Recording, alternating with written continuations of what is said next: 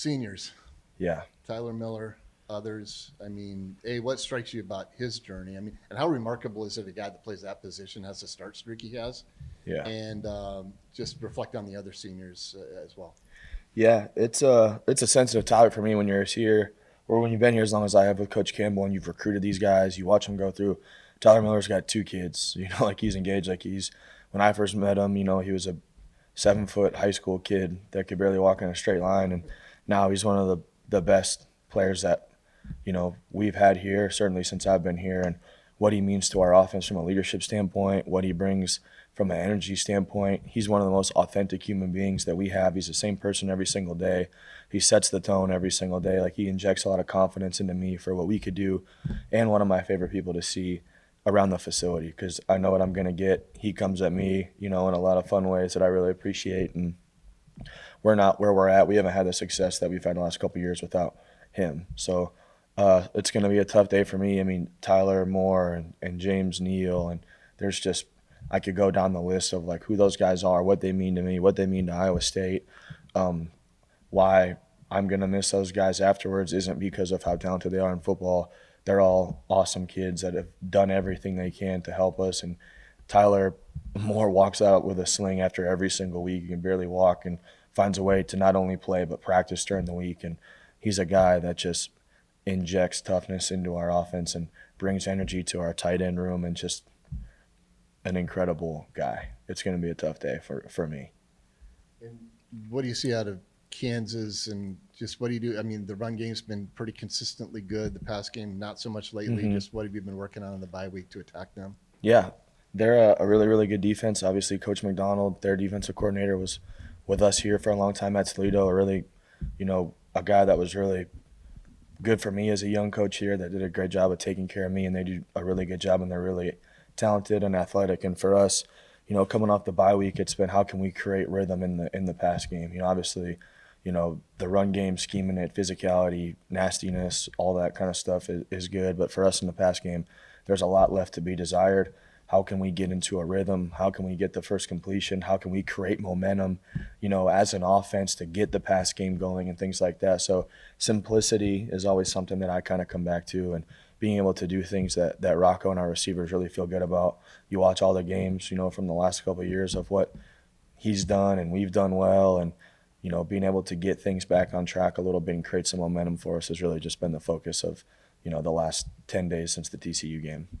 Where have you seen the breakdowns, or whatever word you want to use, in the passing game the last 2 weeks? Yeah, I think it's kind of been all over the place, and I keep hitting like the word momentum because it feels like, when we make a play, then it's a bad call for me maybe, or we drop a ball somewhere, or we miss a throw somewhere. So we just haven't been able to get in rhythm, for as good as our run game's been. Credit to Coach Clanton and Landry and Sam for, what those guys are able to do for us down there in the run game. And in the pass game, we haven't all been on the same page. We haven't been in sync, and maybe it's trying to make up for it in other areas one way or the other, but it feels like we've just been a hair off one way or the other, and there's no excuse for it. Like, I have to do a better job of getting the offense in rhythm and creating momentum in the offense for us to play confident in the pass game, and I haven't done a good enough job of doing that. How much is there a compounding issue there where you see Rocco miss a throw, or you see a receiver drop a pass, where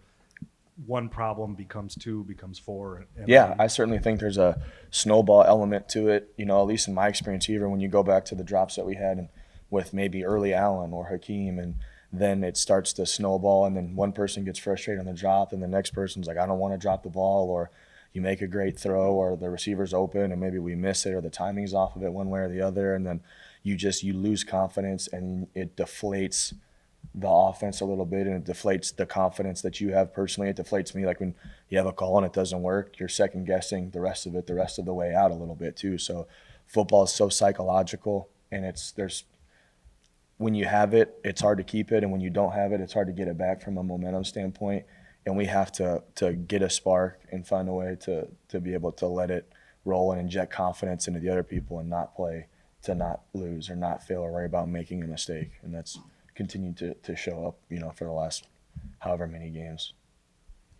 I wasn't here for the start of Jalen Knowles' career, but I remember a lot of people talking about early on when he was catching passes, he had some struggles and just people like weren't sure about what that would look like. How much do you have to give those guys grace, early and just let the receiver develop and just give him some grace? Yeah, you have to, and it's worked for everybody that we've had that's come through the program here. I remember Charlie Kolar's drop in Oklahoma State in 2020, and like how devastating that stuff was for him, and even the stuff I was saying with like Hakeem, West Virginia here in 2018, and Allen, Oklahoma State 16, and they've all come back and been better for it if you're willing to have the right approach to create change for whatever it is that's wrong in the game. And there's the thing that made Jalen Noel so great, even after that 2022 season where we had drop problems, like there wasn't a guy that's more committed to be able to get it fixed and taking every single pass, like it's 4th and 10, no matter when it is in practice. And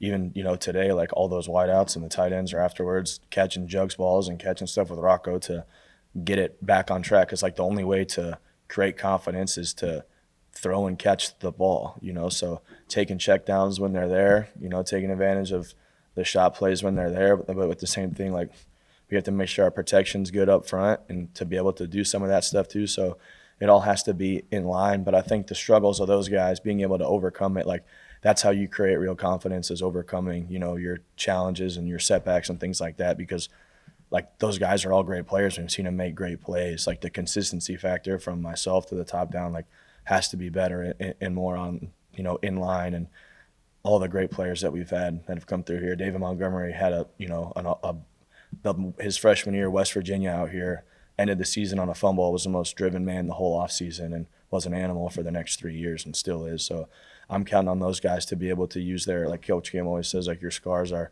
your superpowers here at Iowa State, and they have to be for us. And it's frustrating to work through, and you're pulling your hair out and you're, upset about them. And our guys will, last thing for us, I think, offensively, is feel like we haven't played close to our best football. And that's like the challenge that I have for those guys. Like at some point, it's got to turn. And, maybe it's this week, maybe it's next week, maybe it's next season, but like there's got to be urgency to get there. And psychologically, what did finding a way to win a game do for this team? Yeah, it did a lot. I think, like I told those guys after whatever it was, the game before that, whichever, the 4th loss, like whenever like we do turn the page and get this win, how do we find out a way to do it? That's like where I was most proud of our guys. Like they made critical plays in the moment. Like Rocco had his best throw of the season on 3rd down. Eli Green had his best catch of the season at the most critical point on that 3rd down at the end of the game. So like our guys made plays in the moments to win the game. I mean, Aiden Flora, like what he did to score, like felt like we needed some people to go out there and, be like, I'm gonna make it happen and create momentum for us. And it was a relief in a lot of ways, but there's so much hard work that goes into it that you're like excited for like the payoff of our guys, and being able to go and find a win on the road when nothing's come easy for our guys. Whether, we got a lot of guys dinged up, we got a lot of guys working through stuff, but in football, like nobody cares, and you have to find a way to go out there and outwork people and out execute and win in the moment. And I was proud of our guys for the end of the game of being able to win in the moment when, we've let some other games slip away for us where we weren't able to do that. And it was awesome to see. What's the journey been like this season for those two transfer wide receivers? And Sowell's seemed to find his way, but Townsend, it seems like not a lot going his way, but when it does, he's making plays, but just not getting the ball all that much. Yeah, I think it's been those guys have learned like just how valuable the inches are here at Iowa State and how close like the margins are and how much you have to be on the same page all the time. And we ask a lot of those guys from like an option route standpoint. Like a lot of those routes are coverage reads where they have to be, they have to make the right decisions, and Rocco has to trust you to be in the right place at the right time. So there's a lot on those guys' plates. Our receiver, our tight ends, our running backs, from what we ask those guys to do in the pass game. And we scheme up a lot of stuff, for Townsend each week that maybe the defense takes away, or we feel like he's a guy we can get in the backfield and move out of there. And, some of the cooler stuff maybe that we've had in the pass game we didn't get to because we were struggling to execute some of the easier plays in our offense, sometimes where you're like, you're running the ball well. So all the stuff that we had to get those guys the ball, you're like, you know what, we're running the ball well right now. Like, let's keep running the football and try to take care of the clock. The defense is playing great. Like, can we run the football well. So we've had a lot of stuff to get those guys the ball that we haven't got to for whatever the reasons are. But I think like those guys have learned like you don't know like when your moment's gonna come. Like you look at Eli last week, like couldn't be prouder of that guy for what he did in the moment to make that catch. Like that moment's gonna come for you at Iowa State one way or another. Like, and you just have to be ready for it because you're gonna get asked to make a catch that could potentially change the season at any given moment. And like those guys are learning like how to carry like the pressures of that, you know, on each down in the game because they're going to be critical. So I think those guys have learned that and are, you know, continuing to grow confidence within that and just learning how like tight the margins are here for us. With the run game, what was the learning moment or the game where you guys were able to take a step back and turn things around to get it clicking to where now you guys are sustaining momentum and remaining effective on that side of the ball? Yeah, I think after the Arizona game, really like challenged the veterans in like the group because that's where like we have James Neal, Jim Boniface, one of the best leaders that we have in the program, like a senior that we'll greatly miss, Tyler Moore, Tyler Miller, you know, Gabe Burkle, like we have Carson Hansen and experience at running back, like we're too good there to not be running the ball. And like I think to be good at running the ball, obviously there's a scheme to it, but there's a mentality to be good at running the ball where you have to just want to be dirty and nasty and more physical than the person across from you. And I didn't feel like we were having that. And I know like Coach Clanton is as, you know, if you build an O-line coach from scratch, it'd look like Coach Clanton. And Jackson Scott Brown, like the O-line GA we have is one of the best in the country. Like that guy lives, breathes, dies O-line play. And just challenge those guys to like make it theirs. You know, like that's the same, like those guys did a great job last year of like setting the tone in the run game and opening some doors for us and being the guy that takes a lot of pride in, you know, running the ball behind me. And those guys stepped up to the challenge. But I think it was after that Arizona game, like, you know, challenge those vets to you know, put it on you guys and let's run with this thing. And if we're going to be who we want to be, like we have to be better at running the ball. Was it more of a mentality adjustment or were there things in the schemes or the blocking that just wasn't being executed properly? Yeah, I think a little bit of both. Like you kind of learn through the season. And even when you come out like last year, some of the stuff that maybe you were really good at last year, you know, defenses change, schemes change, you know, you're, for whatever reason, you're not as good at some of the stuff. And when you're playing against our defense, you know, through spring ball and fall camp, it's a little bit different than what you see. So there's a little bit of a learning curve and adjustment stuff. And, you know, last year we were, you know, good at the A-gap power play and teams have done a good job taking it away. We can't, you know, do that as much. And you are, I mean, constantly studying other people to see what the trends are in football to be able to do well at it. And then I still, you know, the best O-line, the best run games that I've been with since Coach Campbell, no matter if it's at Toledo or here, really good backs, not good backs, like I think there's got to be a pride and a mindset that we're going to run the football and we're going to win the line of scrimmage. And those are the best, you know, rushing attacks we've had have been the guys that have had the mentality where they don't care what the run game is, what the scheme is. They want to put their hand down and run through somebody's face. Your accountability through the offensive struggles this year has been pretty apparent. Why do you feel like it's so important for you to take the blame or to understand that you have to be better as a OC? Well, I am the offensive coordinator, so the offense starts with me and the mindset starts with me and the accountability. I think to be able to have leadership, like there has to be accountability all the way from the top, and it starts with Coach Campbell, and he has it. And if he's going to have it, then I have to have it, and I know Rocco has it. And the best leaders that I've seen since I've been here have had it. And I'm always worrying about like my role in it and what I can change to help the offense be better. And, you know, pointing fingers and, you know, blaming other people is not going to get us anywhere. It's not going to help us. And I know, like I've told you guys before, like Iowa State's awesome and it's different because everybody here feels like it's their fault all the time. And it means a lot to me to be the offensive coordinator for Coach Campbell. And I want to do everything I can to help the seniors I see how much they sacrifice all the time. And, you know, the gaps that we can have and how much it means to them. So when we're not good on offense, like we have too many guys that are too talented that care too much for us to be struggling like we are on offense, you know? So for me, like there's mere check time where you got to just, how can you be better and how can you change things and not do the same thing over and over and over again, but like how can I be the best version of myself for the offense, for the fans, for the staff, for everybody that, you know, comes in here and fights every day for Iowa State football. And I got to just be better at finding my gaps. Rocco, I know, hasn't been able to play fully healthy for the last 3 or 4 weeks, 5 weeks. How does that change your process as an offensive coordinator and play caller, understanding what perhaps his physical limitations may or may not be right now? Mm-hmm. Yeah, it's been hard because Rocco, as you guys know, is one of the most competitive people on the planet. and we're a better offense, most of the time when the ball's been in his hands. And at the same time, like, that guy will do whatever it takes to win football games. So for me, it's, him being honest with me about how he's feeling throughout the game. And it's hard when you're as competitive as he is and you want the ball and you're a guy that can go change the game at any given moment. So for me and him, it's just being about, honest on where he's at through the week, how he's feeling, and just being honest about what his favorite stuff in the game plan is. How can we keep it simple for him to be able to go out there and play confident? Because when you are dinged up or you're working through different stuff, whoever you are, like, that kind of sits in the back of your mind at times, and it can be hard to just be present all the time.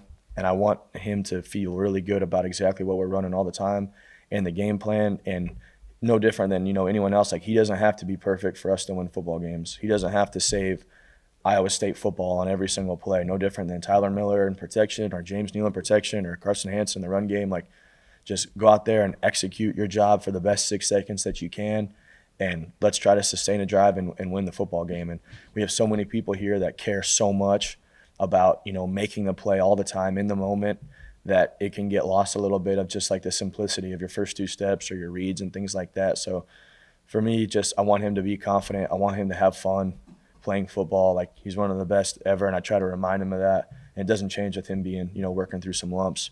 But I think just honesty about where he's at, where I'm at, or, whoever it is, just that way we can go out there and be all on the same page. What was your experience like watching Ben go through, what he went through from going down on the field all the way through scoring the touchdown at TCU last week? Yeah, it was I don't know since I've been at Iowa State if we've had a moment like that where, and it's hard because this is only the second year I've ever been up in the box, and my favorite thing about here is like being with those guys. Like, my biggest gripe with being the offensive coordinator is probably being up in the box. So being that detached and seeing Ben and seeing like the X and the people aren't out there you don't know, and like his grandparents are at every single game. So it was hard, and to see that, I went and visited him in the hospital, and his dad and his family and everybody's there, and luckily he was doing okay, but like, you don't know. And I saw like how much his grandpa was affected by it, and they come to every game. He gives me a hug after all the games, like, just great people.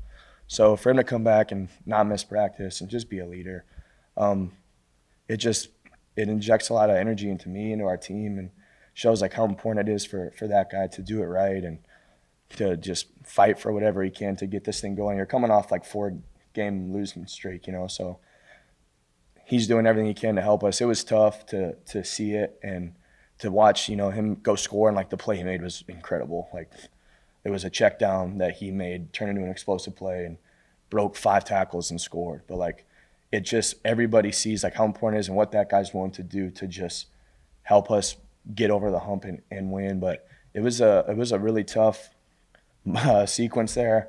It was a really tough couple hours there, and it was a special moment just to see, like anything else, like the payoff that our guys have for the sacrifice that they've made for this place.